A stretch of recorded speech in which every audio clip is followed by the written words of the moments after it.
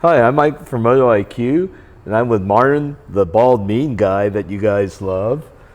Today we're going to be doing some stuff on Martin's E39 M5. Some of this stuff is particular to an M5, but a lot of it is for anyone that has a 5 Series.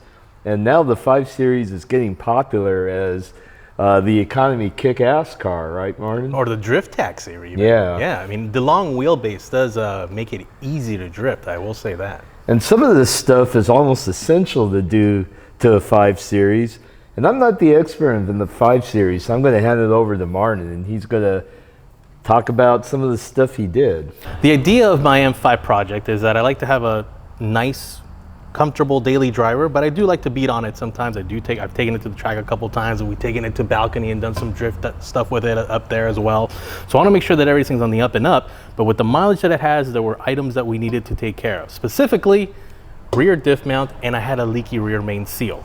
So these two parts have led us down this road of all the parts you hear here and more, which will be the subject of even the next video that we're going to be on, of while we're in there, and then how it all snowballed into this. So I want to point out too that Martin's M5 is a keeper. Like I've driven this car quite a bit, and it's with the manual transmission and the V8 and the flexibility of it all.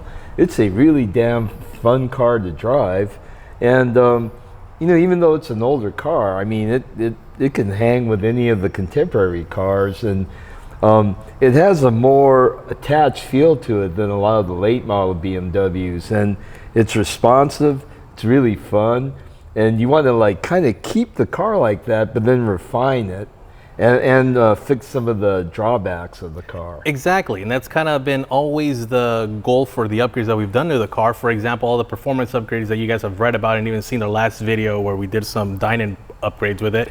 Everything's smog legal, so the point is to keep a car that doesn't give us any headaches in the future with any of our upgrades. Now, why are we reinforcing the subframe?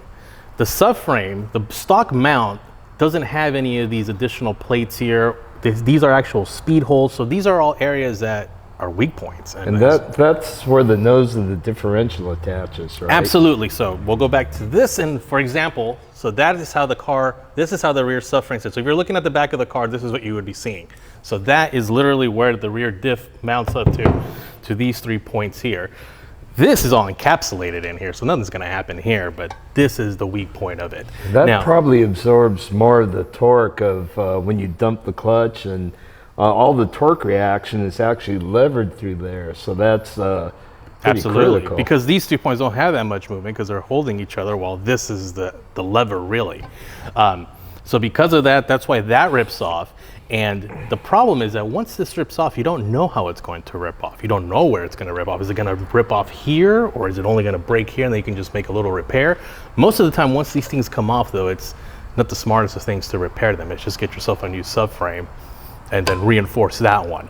Thankfully, a lot of these cars can now be found in the junkyard, especially 540i's, and most E39s all have the same aluminum subframe, so you can get your hands on one for just a few $100s if you could find one used, but if you get yourself a new one, it's $3,500. By the way, a E39 540 is a badass, cheap car that's hella fun, especially for the money. Absolutely, man. Absolutely. I mean, granted, right now, E39 M5s are probably in the high 20s, low 30s. I was lucky enough that I got it at the low end at 11 when I bought it, so I got a deal on it.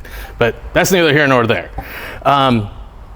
One interesting thing, though, is E46s also have an issue with the strut towers. So it kind of lends me to think that maybe BMW was trying to lighten things too much. Exactly, and they went a little overboard in some places, hence the strut tower on the E46. Well, the E46, its problem is the whole subframe tears out of the unibody. Oh, really? So I thought it was just the upper strut tower. Oh, no, it's even worse than this. Okay, but it's all those same era cars, yeah. So I think there's definitely some correlation to that. Okay, so then Dinan offers a reinforcement kit, and the Dinan reinforcement kit is this triangular plate that you see here, and as well as you get yourself a new OE bushing for the subframe. That's what their kit includes. Now we went a little bit further even though Dinan does tell you to fill in all these speed holes, we made another little additional aluminum piece here to box this all in for maximum reinforcement. As far as the rear bushing goes, we're going to be using a Powerflex bushing, which is one solid piece to keep things a little bit in check. Partee Racing does offer a 2-piece bushing, and the reason I guess what I'm reading is it's a little difficult to install this. And I'm sure most people are trying to do this on their backs in their garage, so we have the subframe out, we have presses. I'm sure it's not gonna be an issue. If at any moment we see anything funky, we can always stop and maybe ask Partee to hook it up with the 2-piece. But for now, we're gonna stick with their Powerflex bushing, and as well as the Powerflex bushings for the rear diff mounts. So that should keep everything nice and tidy. But as you can see, these corners, these are the contact points of the subframe to the body of the car. So every bit of NVH and the harshness that the differential creates gets transferred to you through these things. This is the last point, exactly. So what reason we decided not to go with, there are options where you can get, you know, your inserts, you can get full replacements of urethane replacements, but what we went ahead and did is use the DIY liquid urethane kit. The cool thing about it, you can get them in different durometers. I think they offer 60, 80, and 94 durometer. We went with the 80 right in the middle. So the cool thing about this is that now we have our 80 durometer in the middle, but we technically still have a rubber bushing right next to the casing, so that'll be a little bit of more NVH absorption. And it kind of fills it up completely, and you know, like inserts, there's still like play. There's still a little play in there, exactly. This will get into all the little crevices. And mind you, pro tip, you gotta tape the crap out of these things, man. It was like a sinking ship. The first one that I did, I guess I didn't really check how sealed it was. As we were pouring it in, you got a little seal. You're like, oh no, then you're trying to plug that hole, and then it's coming out of somewhere else, and you're trying to plug that hole.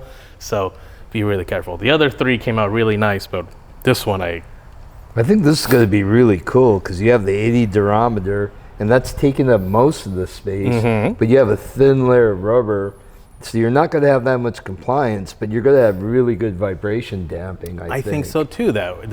So obviously, we'll be having a follow-up driving video to show you guys exactly how all this stuff works out, but that's the theory, that we're stiffening things up and not to the point where we're making this a race car or an uncomfortable street car.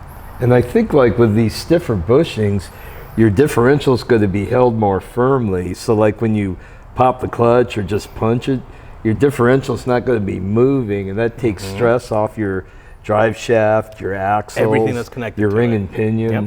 And not only that, and in these bushings here, for example, we're really thinking about, I mean, like, you don't want the rear end of your car dancing around too much either, because as you're putting down the power, you want to feel that solid feel when you're powering out of a turn, for example. You don't want this shaking around either. And you don't want any potential for wheel hop or anything too. Yep.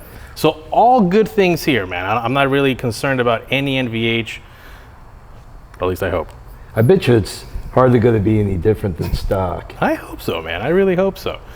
So while we were in here, obviously to take this subframe out, we also had to remove the drive shaft. This is now very noisy. It's old, and this, wow, that's pretty bad. that you can hear outside of the car like a lot. And then you can see the center bearing. I guess it was just a lot of heat damage there. Yeah. So both of these parts will be being replaced. Nothing performance here, just OE parts. So new CV shaft there, new center support bearing. So that'll take care of our drive shaft. And then we go into the big thing, which was the flywheel. So let's talk a little bit about dual mass flywheels.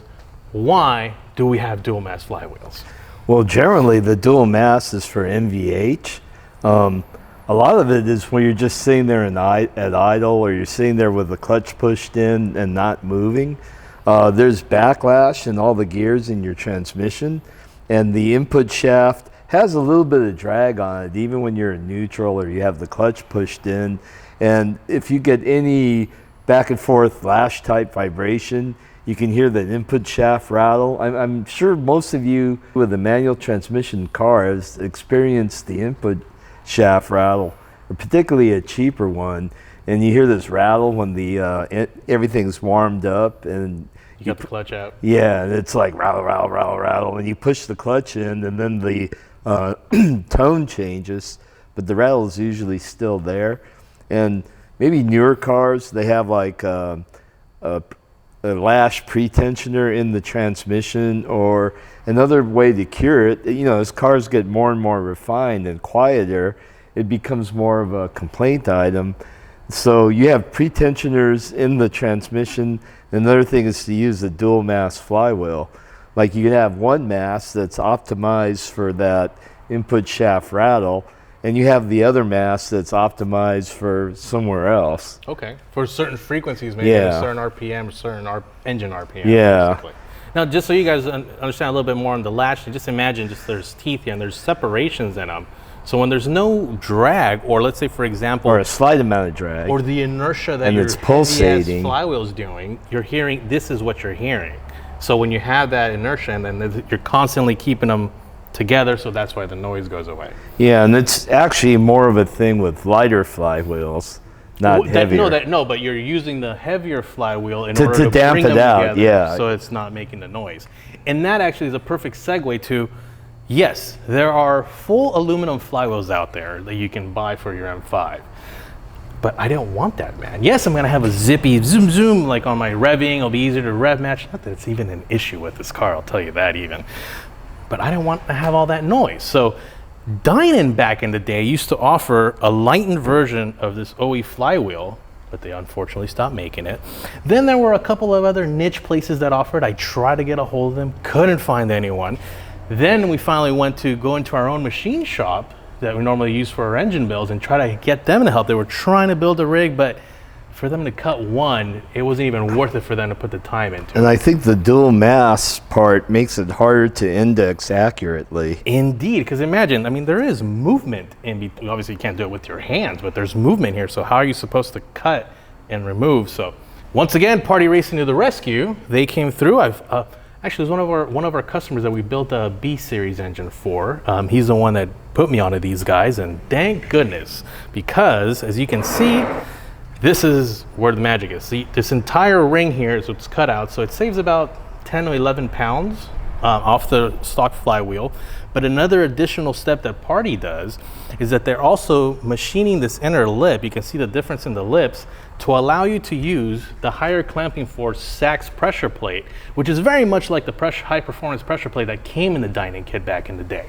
So now you're able to higher clamping force pressure plate, light flywheel, but we're also retaining basically an organic disc. So we're not gonna have any of the chatter, any of that ugliness that normally comes with aftermarket clutch discs. I mean, and what I like too is they remove the weight from, you know, the periphery, and so that's where it's going to have the biggest impact on rotating inertia. That's right. If you keep the weight on the inside, that's less. Yeah, less of an effect. Force. But that's probably the most effective place to take mass the weight out of the flywheel. Yep. So you're going to have the refinement of the stock setup with the dual mass, but you're going to have quicker revs, easier rev matching, and faster acceleration. Absolutely, and I mean that's what we're hoping for. I mean, I'm super happy that Partee offered this, man, because I didn't want to go with aluminum route, and I was just gonna put a stock one back in there because I definitely don't want to have the NVH. But now I get to have the best of both worlds. So we're taking care of our subframe bushings. We're taking care of our drive shaft. We're taking care of our clutch. And that obviously led to replacing their main seal. So rear main seal got replaced. And then as far as driveline or connection to the drivetrain is a shifter. And so we're gonna be upgrading things with the short shifter from Dinan. And as well as, this is for the stabilizer bar on the short shifter. This is just the tiny bushings. These are all offerings also from Powerflex. Now, we'll be putting all these part numbers on the description so you can easily find these and buy these yourself, as well as the different options, for example, for the bushing from Powerflex and also the Partee Racing bushing that they offer. A couple of OE things. Let me ask you some questions about this Dinan shifter. So this has an awesome spherical bearing. Like, what's the stock shifter have? It's just it's basically the same thing, with obviously with different length and the big Delrin ball right in the middle. Oh, okay. And then to get the quick shifting, the motion ratio is different. You're just playing around with it, yeah. Do you happen to know what percent? I don't, and actually that's another thing that I'm actually kind of interested in seeing how much it is, because there is another option should you not want this much throw. The E60 5 Series, you're able to use that shifter as well. You know, like one of the things I always preach is you don't want to go too crazy with your short shifter because it's hard on the synchros. But this being Dinan, Dinan stuff's usually OEM level engineering. Just OEM plus stuff. Yeah, so I doubt this thing has a crazy motion ratio. I don't think it'll be like a Rice Boy super short. Yeah, shifter. Knowing Dinan. And one thing I think is interesting is Dinan's retained the two-piece shifter with a bushing in between, so you don't get that shifter rattle. And then that's like an OEM feature that I did not know that a lot of the aftermarket leaves out. Cool. So I mean, this is actually a pretty engineered piece. Going back real quick to the point that it actually just refreshed my memory on you saying that we don't generally like to go too short on our short shifters. We also don't like to go in too aggressive with our clutch disc. Maybe we can explain why not. We are super sure that we're not going to have any chatter, but there's much more to this. This is your fuse between the expensive parts that can break in your car. Yeah, I mean, generally what we feel is you always want to put the least amount of clutch in the car to take the power you have. So unless you're drag racing or drifting, generally I like to use organic. It's just the cushion. Absolutely. It takes the stress off your entire drivetrain. Then whenever you get, like, if you had a solid hub copper ceramic disc, boom, every bit of that drive shaft shock is gonna, shock your transmission, shock your drive shaft, shock your rear end, shock your axles. Speaking of shock, that's another thing. So this is a solid clutch disc. We have is it because of the movement that we have in this dual mass, so we don't need the spring? Because this dampens what this was trying to dampen. Yeah, all the cushioning thing is in the hub of the dual mass. So you can... That's why you okay. One advantage of that is, if you have a sprung hub, your disc gets heavier. The heavier your disc is, the harder it is on your synchros. Yep. If you have a lighter disc, it has less inertia, so when you push in the clutch... And you're trying to even those speeds out. Or the speed between the input shaft and the crank can drop quicker, so your synchros can grab harder. Okay. So again, all around good things. Yeah.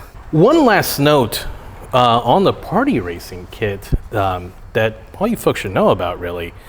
This entire package is a pretty good value. I believe it's around $1,500–1,600. You're getting your flywheel, you're getting your pressure plate, you're getting your disc, and they also balance everything together to the point where these bolts, the pressure plates bolts, they're specifically marked for the location that they need to go on to keep the balance where it is. So that just gives me confidence in the parts that I'm buying from these guys. This is the kind of detail that I appreciate that you normally don't get, and that's super cool, man. I think this kind of goes with our philosophy too. Like when we build street cars, instead of building race cars for the street, our philosophy is kind of like OEM plus. Mm-hmm. So, we try to integrate a lot of the OEM engineering, but increase the performance. And I think we kind of take pride that a lot of stuff we do is kind of like if the factory was going to design something but go more extreme. And the reason we know this is because we've all made mistakes with our own cars of going too far with them to where we now know what is a spherical setup going to feel like in my street car, or what is a unsprung hub with super high pressure plate is going to feel like in my street car. So we have a pretty good idea of that nice balance between performance and comfort. And then my background is an OEM engineer. We spent a lot of time trying to balance performance with customer complaint and warranty claims because you're going too crazy. Mm-hmm. So I have a lot of feel for that too, based on my prior job. Yeah. Yep. So again, folks, it's not about just buying the most expensive, most crazy racy looking parts. You really want to get an idea of how everything is going to work together. Make sure that everything works in a nice harmony. And it's the best of both worlds. You get your performance and you get refinement and daily drivability. Because no one wants to go on a drive and then all of a sudden it's just, you have a noise machine that's just not even comfortable. Not even comfort, man. It's just enjoying the drive.